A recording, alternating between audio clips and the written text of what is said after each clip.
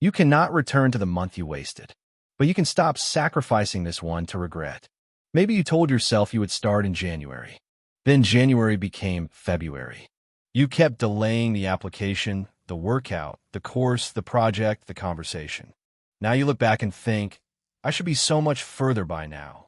That thought feels responsible, but sometimes it becomes another form of procrastination. You spend today judging what you did not do yesterday. Then another day disappears. Soon you're not only carrying the time you lost, you are losing new time because you are ashamed of the old time. This is how regret quietly becomes a trap. Your mind keeps trying to recover the past. You imagine the version of you who started 3 months earlier. That person seems healthier, more successful, more confident, more prepared. And compared with that imaginary person, today feels disappointing. But that person does not exist. There is only the version of you standing here now. You cannot negotiate with last month. You cannot wake up inside a Tuesday that already passed and make a better choice. You can only decide what happens next. Starting again does not require a dramatic reset. You do not need to rebuild your entire life this week. Clear one corner of the desk. Open the notebook. Write down the next useful thing. Not the perfect plan. Not everything you should have done. Just the next thing. Maybe it is sending one application.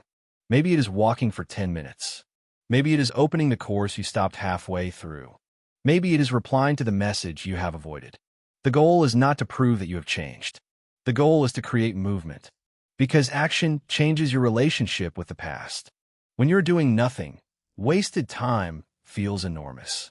When you begin moving again, it slowly becomes background. You may still regret it. But regret no longer gets to make every decision. Be careful with the urge to compensate. After wasting months, you may want to work 12 hours tomorrow. You create an extreme schedule because normal progress feels too slow. Then you exhaust yourself, miss one day, and feel like you failed again. You do not need to recover 3 months in 3 days. You need a pace you can continue. Think in smaller units. What can you do today? What can you repeat tomorrow? What can still matter 1 month from now? That is enough. And if you waste another day, do not turn it into another season. Restart quickly. Do not wait for Monday. Do not wait for a new month. Do not wait until you feel forgiven. Return while the mistake is still small. The past is already finished. It does not need more of your time. So let the old calendar pages fall. Clear the desk. Open a fresh page. Choose one useful action. Do it today. You cannot change when you started, but you can still change what happens from here.